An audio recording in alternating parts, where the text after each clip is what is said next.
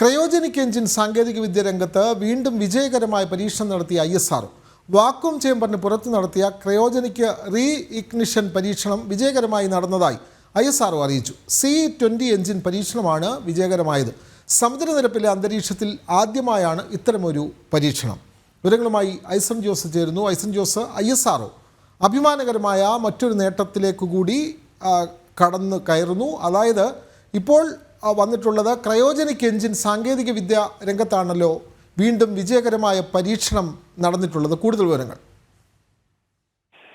തീർച്ചയായും വിനോദ്, കൂടുതൽ ശക്തമായ ഒരു പരീക്ഷണം അല്ലെങ്കിൽ കുറെ കൂടി വ്യക്തമായ പരീക്ഷണമാണ് ഇപ്പോൾ നടന്നിരിക്കുന്നത് എന്നതാണ് ഇപ്പോൾ മനസ്സിലാക്കാൻ സാധിക്കുന്നത്. അതായത് ഈ ബഹിരാകാശത്ത് എത്തിയതിനു ശേഷം ജ്വലനം ഒരു സെക്കൻഡെങ്കിലും നിർത്തിവെച്ചതിന് ശേഷം വീണ്ടും ജ്വലനം തുടരുന്ന, അതായത് ക്രയോജനിക്കിന്റെ വീണ്ടും ജ്വലനം പുനരാരംഭിക്കുന്ന ഒരു സംവിധാനത്തിന്റെ ഇഗ്നിഷൻ പരീക്ഷണമാണ് ഇപ്പോൾ. അതായത് തീ പടരുന്ന അല്ലെങ്കിൽ അത് ജ്വലിക്കുന്ന ആദ്യത്തെ ഒരു രണ്ടാമത്തെ ഘട്ടം, അതാണ് ഇപ്പോൾ പരീക്ഷണം നടത്തിയത്. ഈ പരീക്ഷണം സാധാരണ നടത്തുന്നത് വേക്കം ചേംബറിലും മറ്റുമാണ്.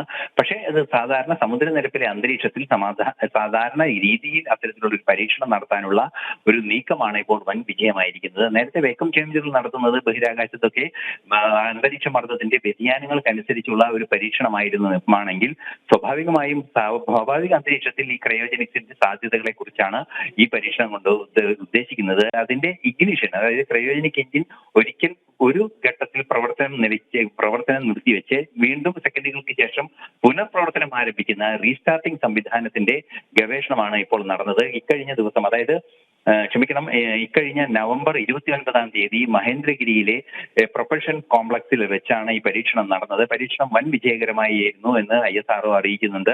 സ്വാഭാവികമായും ക്രയോജനിക് സാങ്കേതിക വിദ്യയുടെ വിവിധ ഘട്ടങ്ങളിൽ കുറെ കൂടി പ്രാവീണ്യം നേടുന്നതിന് ഏറെ പ്രയോജനകരമാകുന്നതാണ് ഈ പരീക്ഷണം. സ്വാഭാവികമായും അതിന്റെ വാണിജ്യ സാധ്യതകൾ വർദ്ധിപ്പിക്കുന്നതിനുള്ള ഒരു ഘടകം കൂടിയായിരിക്കും ഈ പരീക്ഷണ വിജയത്തിലെ റിസൾട്ടുകൾ പ്രയോജനപ്പെടുക എന്നാണ് മനസ്സിലാക്കാൻ സാധിക്കുന്നത്.